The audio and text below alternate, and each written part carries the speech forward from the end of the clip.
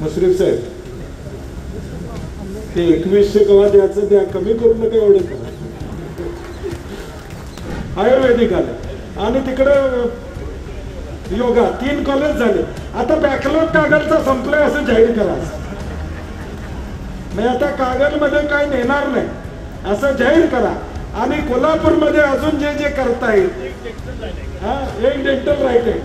आणि म्हणून दोन्ही मंत्र्यांना आमची विनंती आहे की आमचं कुठं पत्र आलं, मुश्रीफ साहेब आम्ही तिघंच आहे काँग्रेसवाले, आमचं कुठं पत्र आलं तर आपण त्याचा विचार करावा दोन्ही मंत्र्यांनी, अशी विनंती करतो. सार्वजनिक विषय लेकीला आईला मिळाल्याबरोबर जी बाजारात गर्दी सुरू झाली, नवऱ्याकडे पैसेच मागायला बंद झाले आणि त्याचा किती फटका मोठा बसू शकला ते बंटी पाटलांना माहिती आहे.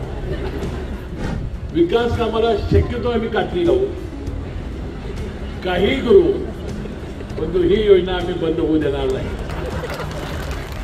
आणि पुढच्या विधानसभेच्या आधी मग कर्जमाफी करायची, आपल्याला 5 वर्षात करायची आहे ना. आणि ह्यात तर काय निघालं इकडे तिकडे थोडंफार तर आम्ही पैसे परत मागणार नाही. बाप माझ्या भगिनीला सगळ्या पडल्या.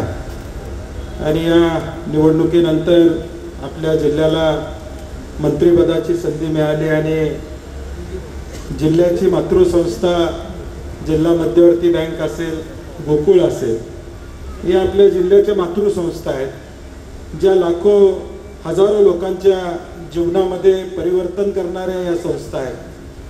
या जिल्ह्याचं अर्थकारण विशेषतः या 2 संस्थांच्यावर चालतं.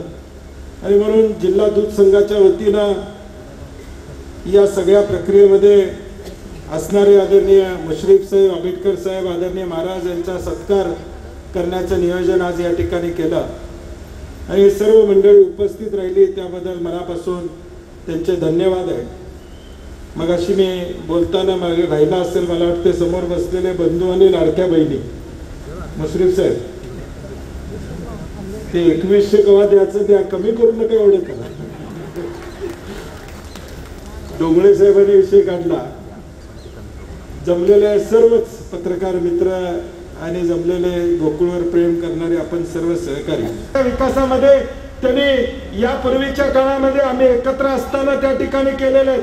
आता सुद्धा 1000 बेडचं हॉस्पिटल शेंडा पार्कला त्या ठिकाणी होतंय.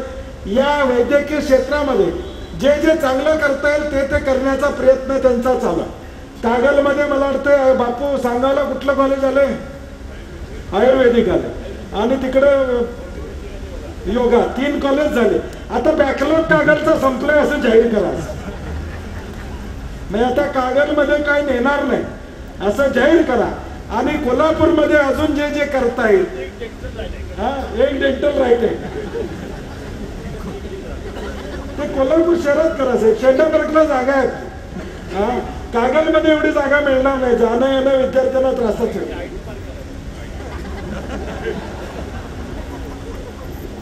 आमची विनंती आहे की चांगला आहे जो मतदारसंघाचं नेतृत्व करतो तो शेवटी पहिला आपल्या मतदारसंघाचा विचार करणार, यामध्ये दुमत नाही.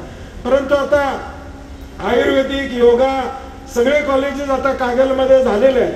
डेंटल कॉलेज जर कोल्हापुरात काढता आलं तर या ठिकाणी काढावं अशी मुश्रीफ साहेबांना आमची विनंती असणार आहे. कारण की शेवटी सत्तेच्या माध्यमातून या जिल्ह्याला आम्ही काय देतो हा प्रश्न या ठिकाणी महत्त्वाचा. सत्ता कुणाची आहे याच्यापेक्षा लोकशाहीमध्ये या सत्तेचा उपयोग आम्ही लोकांसाठी करतो, कशा पद्धतीने करतो हे भविष्यकाळात या ठिकाणी महत्त्वाचं असणार आहे. आणि म्हणून आम्हा दोघा मंत्र्यांच्याकडून अपेक्षा उद्याच्या भविष्यकाळात या जिल्ह्यामध्ये चांगल्या कामासाठी प्रकाशरावना देखील मगाशी उल्लेख झाल्यापासून राधानगरी बुधरगडला कधीच मंत्रिपद त्या ठिकाणी मिळालं नव्हतं, ते एका तरुण सहकार्याला त्या ठिकाणी मिळालेलं आहे. आणि सार्वजनिक आरोग्यासारखं एक महत्त्वाचं खातं त्यांच्याकडे त्या ठिकाणी आलेलं आहे. आणि म्हणून येणाऱ्या भविष्य काळात देखील पूर्वी प्रकाशराव मिरजेला सगळे उपचाराला जायचे, परंतु आता सगळा तो टापू आता कोल्हापूरला आपल्याकडे. कोल्हापूरला आरोग्यामध्ये चांगल्या सुविधा निर्माण झालेल्या आहेत. आणि म्हणून उद्याच्या भविष्य काळात माझी आपल्याला विनंती आहे, आता विमान सेवा चालू झालेली आहे, मेडिकल टुरिझमच्या बाबतीत कोल्हापूरला आपल्याला पुढे घेऊन जाता येईल का?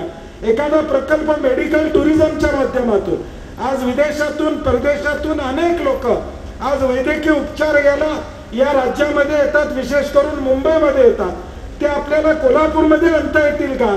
अशी एखादी बैठक आपल्याला त्या ठिकाणी घेता आली तर या कोल्हापूरमध्ये आज चांगले उपचार घेणारे, चांगले उपचार देणारे डॉक्टर्स आज उपलब्ध आहेत। या व्यवस्थेचा फायदा जगभर देशभर आपल्याला जर करता आला तर तुमच्या माध्यमातून तो व्हावा अशी साधारणपणे आमची अपेक्षा या ठिकाणी असणार आहे। आदरणीय महाराज खासदार म्हणून या जिल्ह्यामध्ये या ठिकाणी काम करतात। दिल्लीमधून जेवढा जास्त निधी या कोल्हापूर जिल्ह्याला आणता येईल हा प्रयत्न त्यांचा प्रामाणिकपणे येणाऱ्या भविष्यकाळात या ठिकाणी असणार आहे।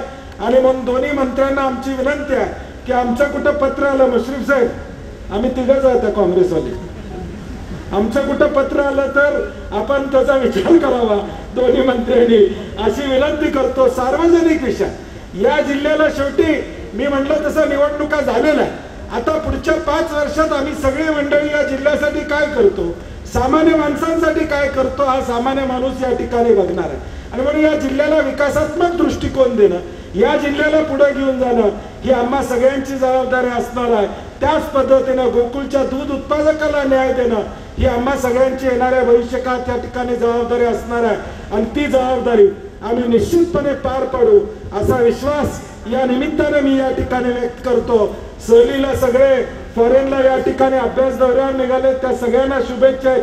डोंगरे साहेब का जाणार नाहीत मला माहित नाही, तुम्ही जाणार नाही फॉरेनला, मी आबाजींना म्हटलं ते विधान परिषदच्या आमदारकीचं काय ठरलं काय चाललंय का म्हणून हिने मागं राहिलेत माहित नाही, त्यामुळे ती कोर्टातनं केस आता थांबली ना, त्यावेळी दौरा तुम्ही जर केला। विनोदाचा भाग सोडून द्या, परंतु आज सगळीच मंडळी, आमचे सगळे संचालक मंडळ, प्रत्येक जण प्रामाणिकपणे गोकुळला योगदान कसं देता येईल, गोकुळचे 4 पैसे कसे वाचवता येतील आणि दूध उत्पादकाला 4 पैसे कसे देता येतील हा आम्हा सगळ्यांचा प्रयत्न आहे। आपणही त्या प्रयत्नाला या ठिकाणी येणाऱ्या भविष्यकाळात सहकार्य करावं। आणि जुवेकर साहेबांचं स्वप्न होतं की गोकुळ हा महाराष्ट्राचा ब्रँड व्हावा, त्यासाठी आम्ही कटिबद्ध राहू। एवढी स्मृतीनिमित्त, त्यांच्या पुण्यतिथीने या ठिकाणी स्मृतीनिमित्त मी या ठिकाणी वक्तव्य करतो आणि माझे 2 शब्द संपवतो। जय हिंद, जय महाराज। तर बंटी पाटलांनी चिमटा काढल्यामुळं थोडं त्या विषयावर मी बोलणार आहे। भगिनींना माहिती आहे आपल्याला अनेक निवडणुकामध्ये पक्ष जाहीरनामे करत असतात, जाहीरनाम्याची पूर्तता होत असते आणि आमच्या नेते मंडळीने राज्याचे आताचे मुख्यमंत्री तत्कालीन मुख्यमंत्री एकनाथ शिंदे साहेब असतील, आताचे देवेंद्र फडणवीस साहेब असतील, राज्याचे उपमुख्यमंत्री आमचे नेते अजितदादा पवार असतील, यांनी मुख्यमंत्री माझी लाडकी बहीण योजना आणली आणि दसरा आणि दिवाळीच्या मध्ये 1 महिन्याच्या आधी आणि नंतर 7,500 रुपये लेकीला आईला मिळाल्याबरोबर जी बाजारात गर्दी सुरू झाली, नवऱ्याकडे पैसेच मागायला बंद झाले आणि त्याचा किती फटका मोठा बसू शकला ते बंटी पाटलांना माहिती आहे। आम्ही आता आश्वासन दिलेलं आहे की आम्ही 2100 रुपये देणार आहोत। आता डिसेंबरचा हप्ता 1500चा आला का रे, 1500चा हप्ता आलेला आहे। विकास कामाला शक्यतो आम्ही कात्री लावू, काही करू, परंतु ही योजना आम्ही बंद होऊ देणार नाही। आणि विधानसभेच्या आता निवडणुका संपलेल्या आहेत, ग्रामपंचायतीच्या आता चालू आहेत किंवा स्थानिक स्वराज्य महानगरपालिका, नगरपालिका, जिल्हा परिषद, पंचायत समितीच्या आधी तुम्हाला 2100 रुपये आम्ही दिल्याशिवाय राहणार नाही, की ज्यामुळे पुन्हा सगळ्या सत्ता माझ्या लाडक्या भगिनी आम्हाला व्यक्तीला देतील। त्यानंतर सगळी योजना, 3 सिलेंडरची योजना आम्ही बंद करणार नाही, मुलींचं उच्च शिक्षण चालू राहील मोफत, महिलांना 50% ST सवलत चालू आहे, माझ्या लाडक्या भवनात 7.5 हॉर्सपर्यंत वीज बिल आम्ही माफ केलेलं आहे। अशा अनेक कल्पना आणि पुढच्या विधानसभेच्या आधी मग कर्जमाफी करायची आहे आपल्याला, 5 वर्षात करायची आहे ना, ते 5 वर्षाचा आमचा जो जाहीरनामा आहे, 5 वर्षाचा जाहीरनामा आहे। ठीक आहे, विरोधात भाग सोडून त्यांनी विषय काढला म्हणून आता आमची पहिलीच GR मध्ये अट होती की 2.5 लाख उत्पन्नाच्या वर असेल त्याला महिलेला मिळणार नाही. मग आम्ही केशरी आणि पिवळ्या कार्डाला रेशन कार्डाला आम्ही अट काढून टाकली, सरसकट चालू केलं. मला तुम्हीच बघितलं सांगा की इन्कम टॅक्स आणि 4 चाकी एवढं 2 अटी आमच्या आला आहे, ते आम्ही तक्रार आली तर आम्ही करणार आहोत. सगळं टाटा बिर्लाच्या घरात एका महिन्यानं जर आता केला अर्ज तर तिला द्यायचं काय? तुम्ही सांगा, द्यायचं देऊया आपण. अडाणीच्या घरात एखाद्या महिन्यानं कुणी केला, करणार नाही, ते केलं तर द्यायचं काय? आणि ह्यातनं काय निघालं इकडे तिकडे थोडंफार तर आम्ही पैसे परत मागणार नाही. बाप माझ्या भगिनीला सगळ्या हे कळ काढलं पण मला वाटतं.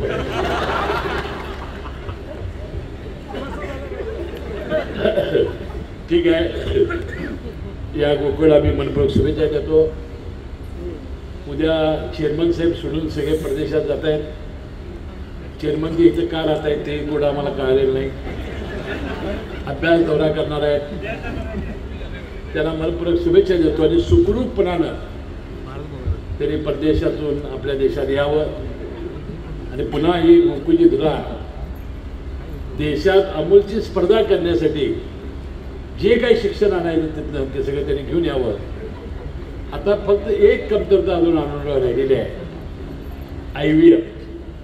त्यामध्ये काही तुम्ही चांगलं काम केलेलं नाही. कारण पूर्वी म्हशी घ्यायला लोक नाराज असे, ते काय म्हणजे गाभरच जात नाही साहेब या मुरा मेसाला. किती त्यांना कन्व्हिन्स केलं आम्ही